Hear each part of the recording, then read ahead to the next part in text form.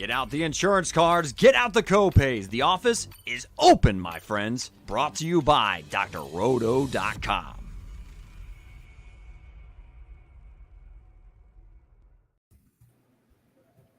What is up? Welcome in. We are the One and Done Show. We are your fast break of college basketball information. I am your host, Eric Romoff. You can catch me on those Twitter streets at FantasyNav, and he is the captain of our ship. He is MC Holland34 on Twitter. He is Mr. Mike Holland. Mike, how you feeling on this Wednesday? Wednesday night.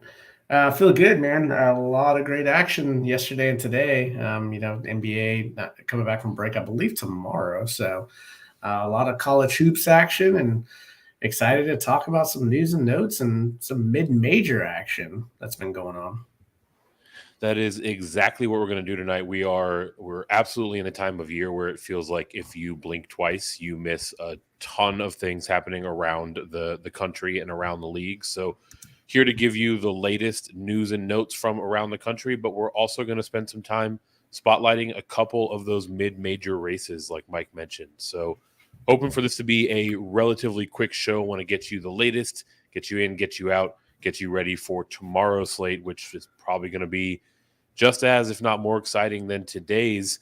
Looking around the last couple days of action, going back to yesterday, ton of ranked teams facing off, a ton of games with bubble implications, with conference title implications. Mike, you want to start off with your beloved Texas Longhorns?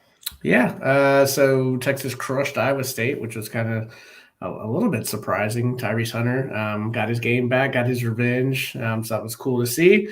And they are tied with Kansas for first in the Big 12 with 3 games to go. Kansas looks like they have the inside track, a little bit easier schedule.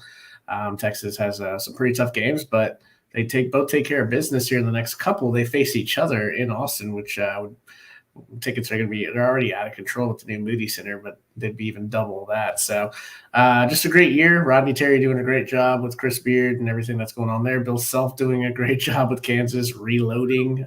And I mean, they're in the running for the number 1 overall seed with their 13 quality wins. So that's it's a fun race in the Big 12. We've been talking about it. So why don't we slide over to the Big East, man? There was a guy that used to coach in Austin that is doing some big things out at Marquette, man.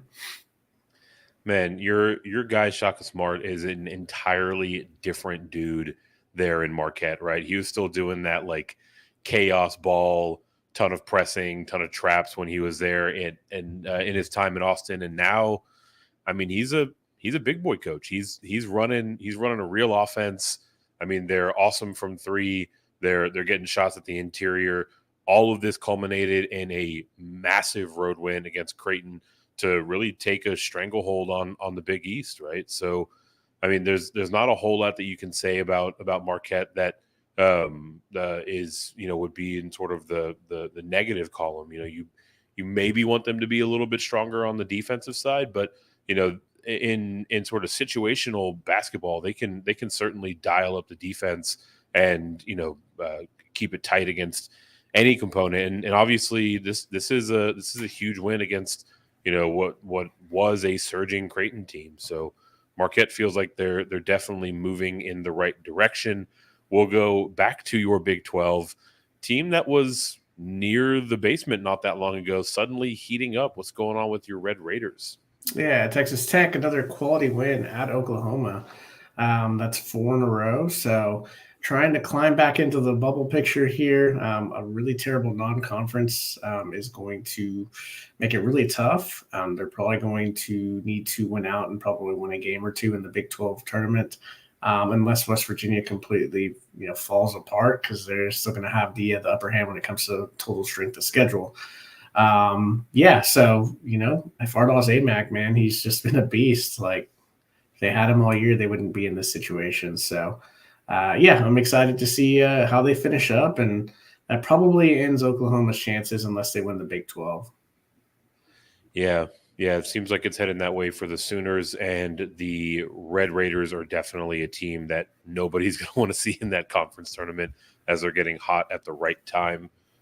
Sticking with Texas, no longer in your Big 12, Texas A&M continues to be one of, if not the hottest team in college basketball over these last few weeks, right? It wasn't that long ago that we were featuring them on our Bubble Watch show. And since then, they've just been rattling off win after win. They topple, I believe they were 11th ranked at the time, Tennessee team last night. These are two teams that play a pretty similar style of game. The main difference is that, Texas A&M has Wade Taylor, who can go and get them a bucket, right? And that doesn't really seem like there's anyone that can do that on the Tennessee side, at least not consistently. So, A&M has gone from a fringy bubble team to, now being in contention for the SEC, right?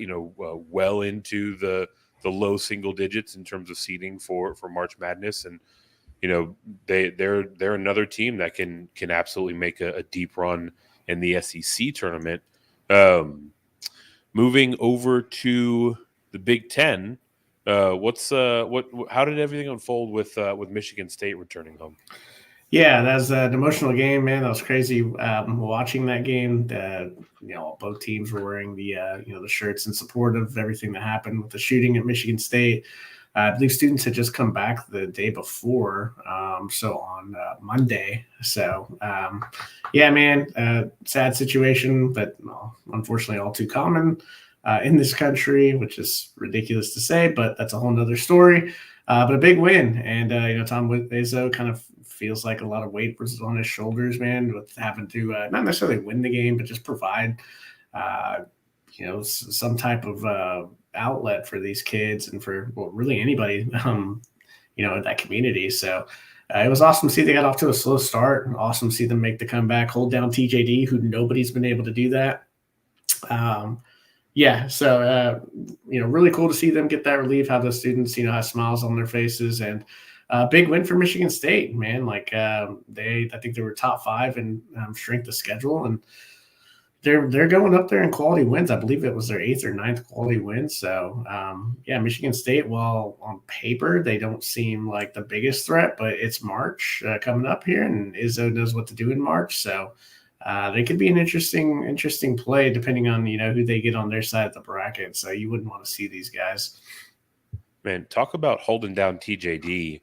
Not only did they hold him down, he turned the ball over a ton. He had like 6 or 7 turnovers in this game.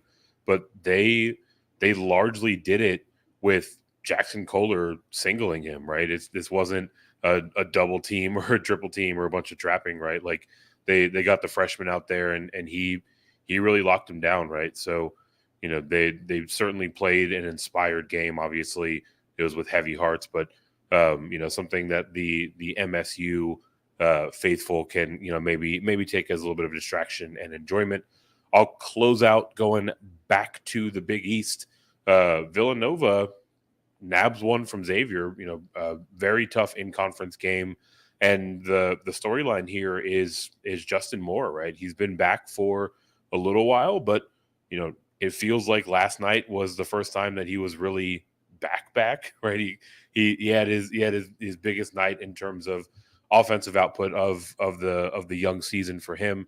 And these Wildcats are an entirely different team with him out there, right? They can switch on to all 5 positions when he is out there.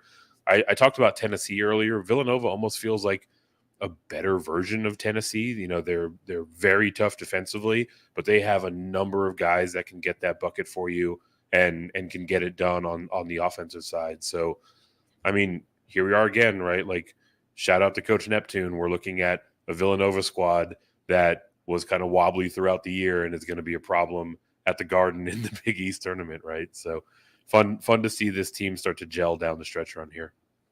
Yeah, and then Xavier, man, that just shows you how much Zach Freemantle means to them. Man, they miss him so much. Yeah, man. So sliding over today's action, man, had like I said, we had a big 2-day slate here on Tuesday and Wednesday. Kentucky, for a while there, thought it was going to be a disaster at Florida, but they survived. Chibo was dominant. Were able to pull away late. So, it was nice to see that. Looks like they're firmly in. They shouldn't really have to do much in the SEC tournament. So, looking forward to see what these cats do in the tournament. It's gonna be tough picking them multiple rounds, but that's why they play the games in March, right? Yeah, it certainly is, and they're going to be another team that are going to be sitting in that kind of middle of the pack in someone's region, and that entire region is not going to be happy about it. I'll stick with the SEC. Obviously, we've got more troubling news, like you mentioned, with MSU. It's all too common in this country of ours, but Alabama has been embroiled in controversy. It sounds like that has now sort of expanded its scope to involve Brandon Miller. It sounds like he had some larger role to play in the Darius Miles shooting not that long ago, at least larger than we originally was reported, right? So kind of a cloud hanging over this program. He was playing tonight. There hasn't been any conversation about any sort of disciplinary action. So he's out there on the court. They're facing off against South Carolina. This is a game that's actually in overtime right now. Miller himself is doing what he does best, right? He's got 39 points. He's just stuffing the stat sheet. But Alabama, the number 2 ranked team in the country, probably should have an easier time against a team like South Carolina. So maybe that's to do with kind of the broader circumstance hanging over this team. But if nothing else, Brandon Miller seems to be kind of picking up right where he left off, and this one should be wrapping up any second now. So we'll update you guys as that one goes final. Yeah, what a weird story. I don't even know. Gotta wait till some more details come out. The whole Nate Oates thing was kind of weird. How and then he had to. I mean, just a weird deal, man. I think at the end of the day, everybody's talking about Brandon Miller and Nate Oates. And it's like, man, there was a young female that lost her life, so it's kind of sad. But we'll see how this story kind of turns out, man. Moving over to to a little bit lighter subject. Houston. Well, I guess Tulane just kind of hurts, but Houston trounced Tulane today. Like, this is an absolute beatdown, man. Almost 30 points. I mean, look, like, we know Kelvin Sampson and what he's all about, right? We've said this is one of the top 5 teams this entire, the entire season. They got all the tools to make a big run, and Marcus Sasser just been awesome this year. Jamal Shedd just running the point there. So excited to see what this team's going to do. I can't wait to see their draw. So, shout out to Tulane. They've had a nice season. But Houston's just the class of the AAC right now.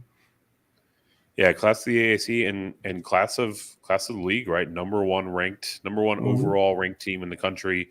It feels like this year that has been somewhat of a scarlet letter, right? Everyone gets that one and immediately drops a game. So we'll see if Houston can hold serve. They obviously won this one pretty comfortably against Tulane, a game that was not as comfortable a win. We actually had Ole Miss give Auburn a bit of a scare in the jungle, but ultimately came up a little bit short, 74-78. We'll see how the remaining weeks in the schedule unfold for both of these teams. Feels like Auburn is really kind of stumbling down the stretch, right? So they've got a lot of talent on that team. Obviously, they'll need to coalesce around what Bruce Pearl's trying to do if they want to right the ship.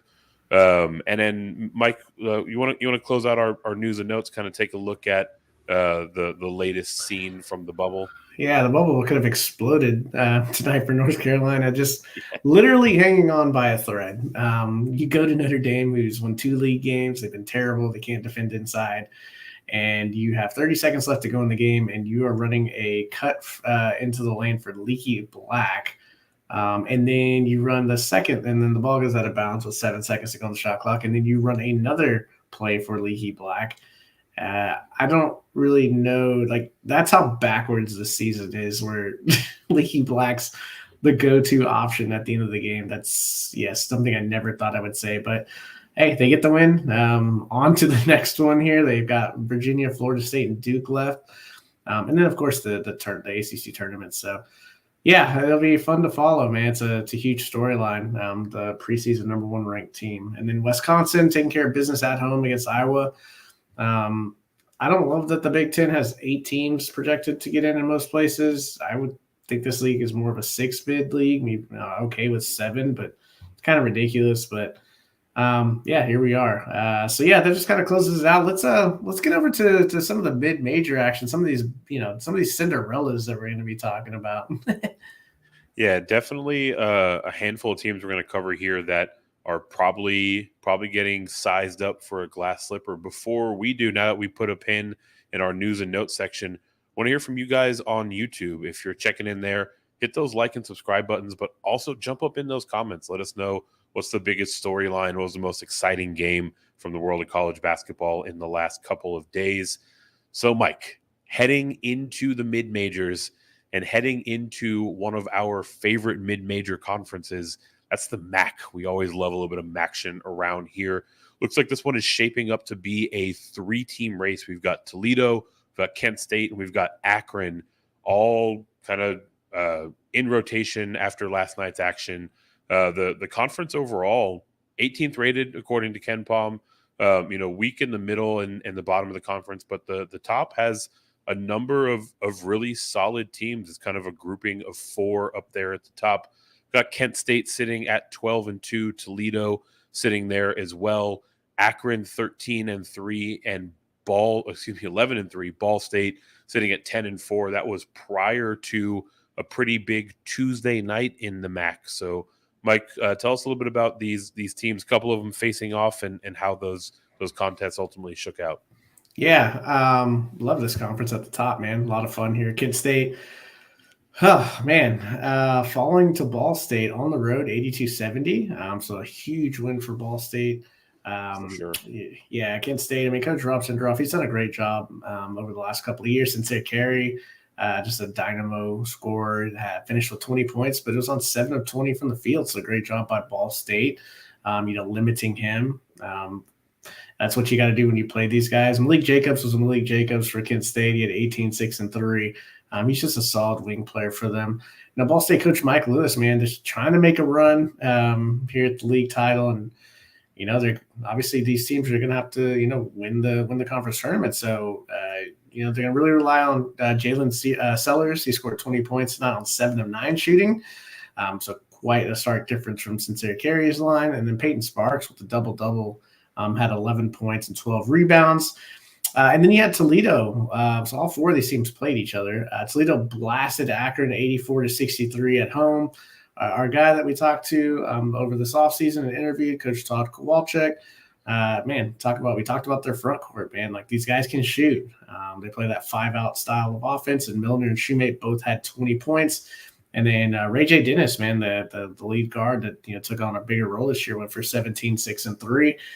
This is a dangerous team, so it'll be interesting if they can wrap up I believe it's their 3rd straight if they win it this year, league title, and then they're obviously needing to win that conference title this year to get a bid into the NCAA tournament here.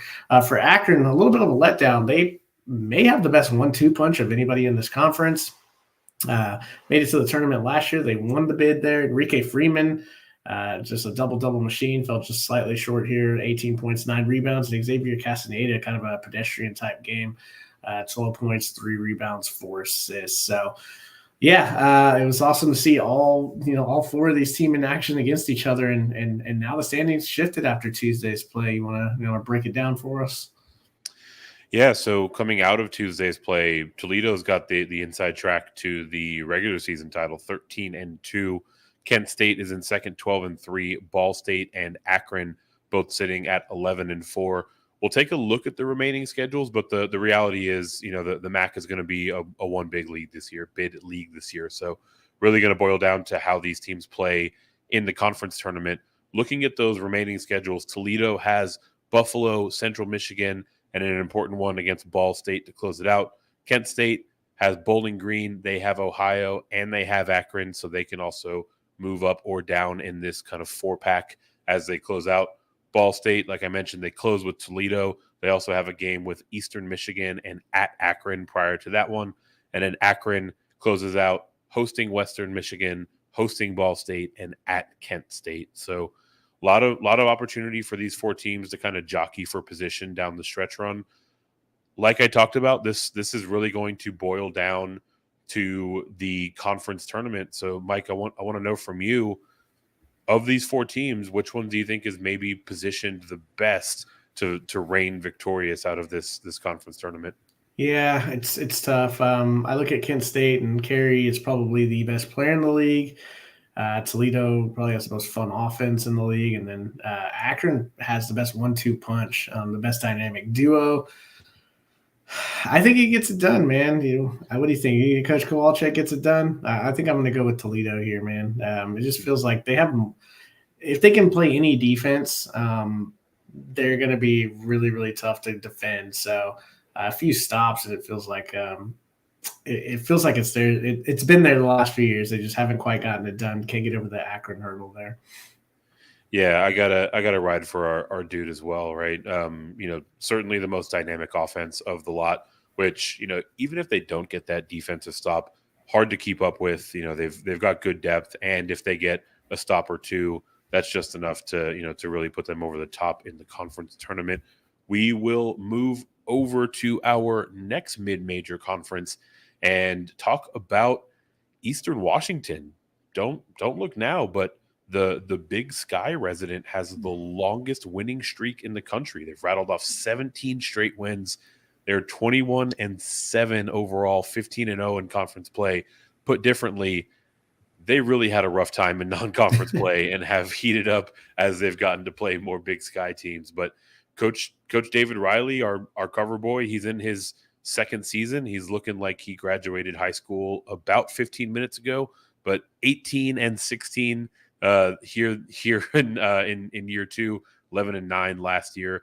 And their underlying metrics look pretty solid. 78th on the offensive side, about league average defensively, 178th there, and playing at the 109th fastest tempo in the land. So definitely, I mean, look, you can't sneeze at 17 straight wins. You can't sneeze at an undefeated conference record this year.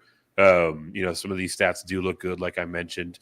Mike, let's break down these Eagles a little bit further. Who are some of the players to watch? What's some of the sauce that they have cooking up there?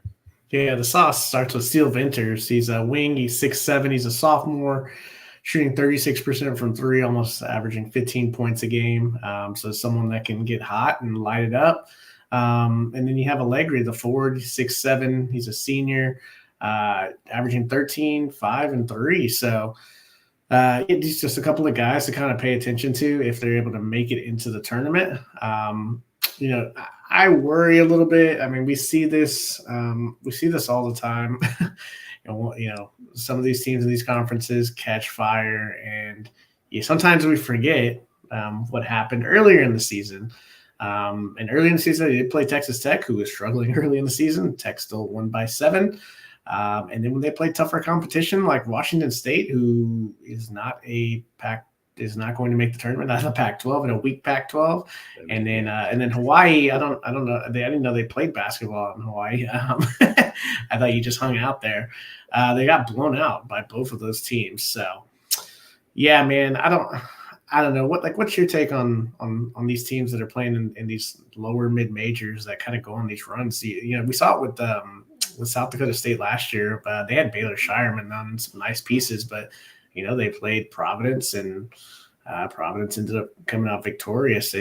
Are you looking more for like a mid major that has like coming out of more of a conference with pedigree, or are you just looking for like a team that's hot and just has a guy like Steele Venters that could take over a game and carry maybe 1 or 2 games like a Max Asmus? Not that Venters is Asmus, but something like that.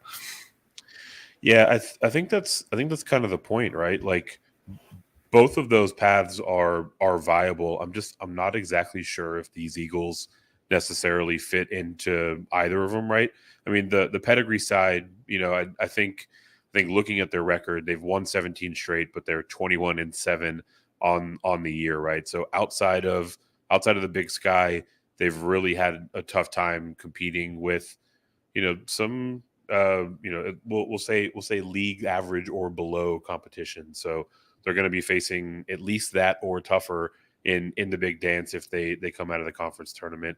And Steele Venters, he's a nice player, but to say he's not Max Asmus is putting it lightly. And that's a lot of pressure to put on one kid's shoulders. So I mean, they can certainly stay hot, right? I do believe in the power of a heater, but I don't know if if this team in particular has the underlying stats to kind of make them a Cinderella type team, right? I'm looking for a team that's a bit more stout on the defensive side.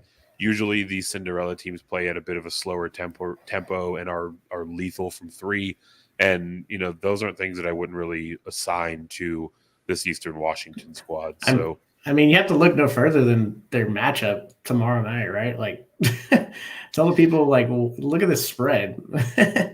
yeah, I mean they're heading on the road, right? So that always influences the line, but they're a 1 point favorite on the road against Weber State, right? So that's really all that you need to know in terms of kind of confidence in their ability to really put a game away. And down the stretch run, like this team, they should have the inside track to the conference title through the tournament, but they're going to have to avoid traps from Montana State. They've got former Washington guard Raekwon Battle up there. I mentioned Weber State. Dylan Jones, a superstar in the mid-major ranks is waiting for him there. So, they're playing hot. They're certainly getting hot at the right time, but they're certainly not immune from stumbling down the stretch. Yeah, it's just going to be interesting to see, right? Like, it wouldn't surprise me if, I mean, they have to go through Dylan Jones not only tomorrow, but they're going to have to probably face him. And sometimes in these, sometimes in these lower mid majors, I like the team with the best player and a player that can just go absolutely bonkers. So, yeah, we'll see. It's a nice story right now. I'd love to see it continue. And everybody loves the underdog, right? Yeah, and another conference that has the potential to produce a feel good underdog story for us is the Sun Belt. Not only that, I mean, I think they can probably spit out a team that can make a little noise in the big dance, right? The conference is ranked 14th according to Ken Palm. There's some action tonight that is going to move the needle in terms of how this conference shakes out. You've got Southern Miss; they're 13-3 heading into the games tonight. They held that 1-game lead over Marshall, which was 12-4. For that action tonight, Southern Miss was a slight favorite. They were on the road, 1.5-point favorite at Old Dominion, and they dropped that game 69-64. Marshall was on the other side. They were a 1.5-point dog on the road to James Madison, and they win that game 92-83. So now they are tied atop the conference 13-4. They've got 1 game left each. Southern Miss has Texas State coming up in a couple of days. Marshall on the same night, the 24th, will head to Old Dominion. So a couple of teams that again are potentially poised to shake things up a little bit, to make a little noise in the tournament if they come out of the Sun Belt. What's your take on these two teams' paths? Is there one that you like more than the other to potentially steal a game or two when we get to March? Yeah, I mean, Southern Miss, tough loss, man. Get this one now. You go to Texas State, and you're looking pretty good.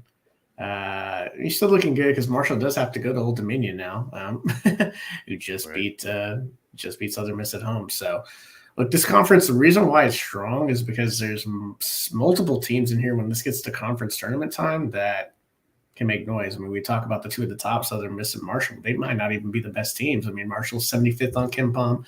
Southern Miss is 96th. But then you look at the rest of it. I mean, James Madison's 97th. Louisiana's 100th. South Alabama's ranked 108. Troy's 134. Old Dominion's 158. Any of these teams can come out of this conference tournament. I would not be surprised.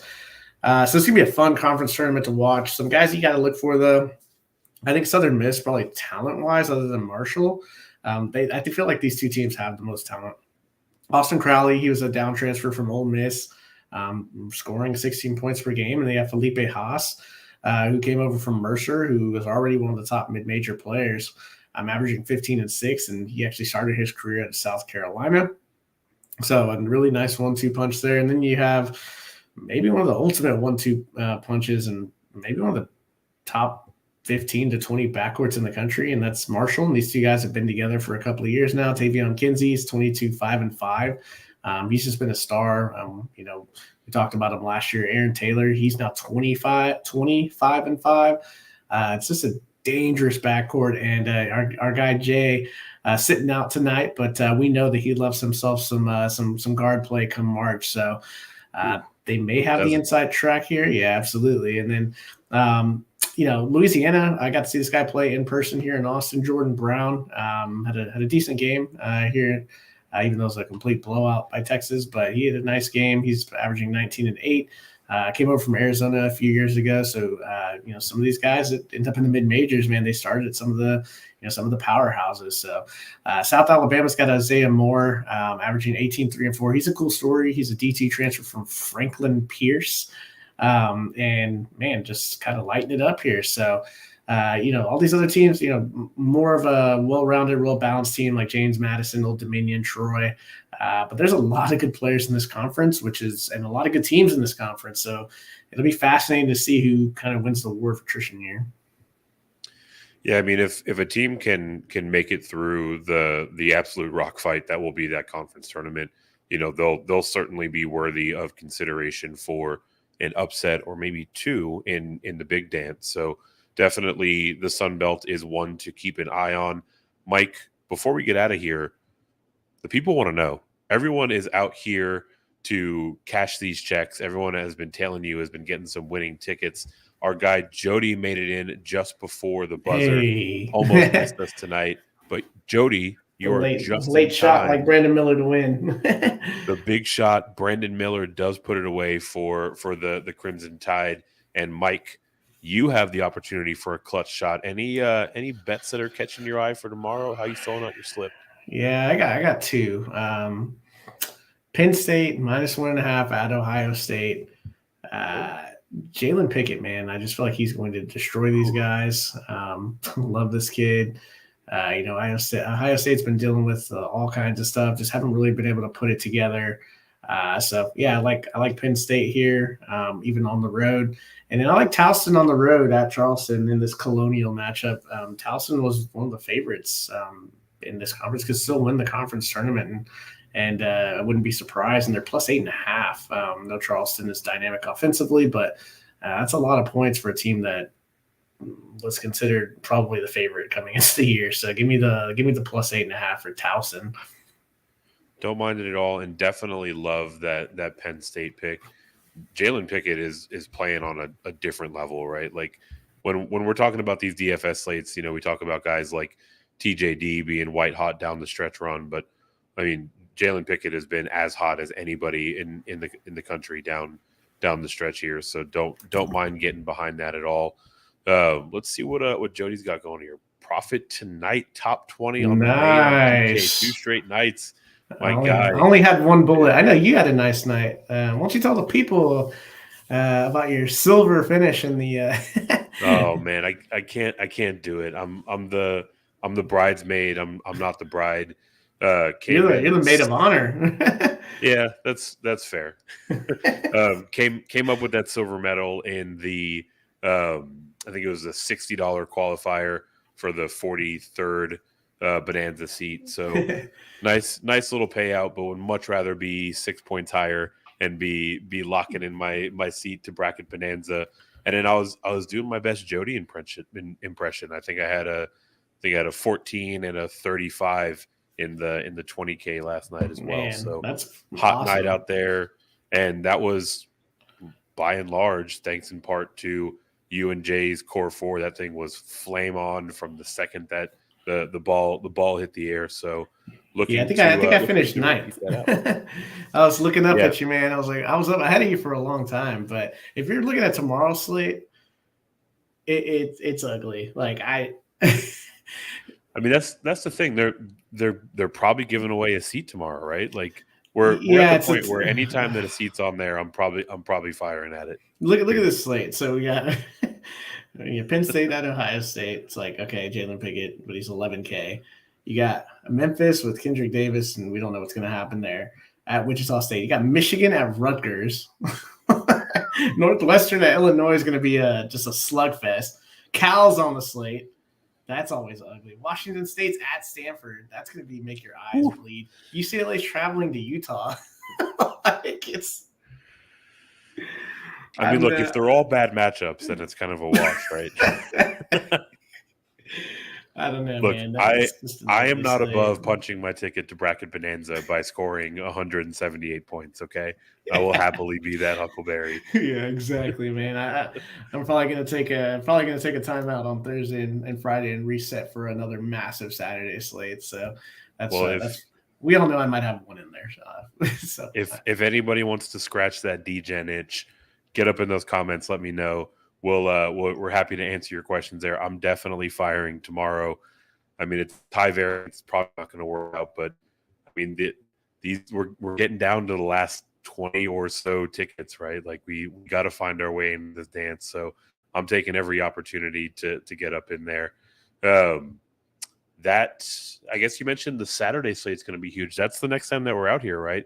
We'll be out here on Friday night, breaking down that huge slate. It's probably going to be another crazy one. I would imagine we're at least looking at another 10K to first, probably 2 or 3 more seats, like you're saying. So we'll definitely be back out here.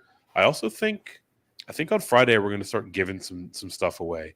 We have got all kinds of stuff, from autographed jerseys, autographed basketballs, you name it. So we're going to start ramping up those giveaways down the stretch run here. I think Friday probably makes sense to be the first one to get those out the door. So definitely hit that subscribe button if you have not already.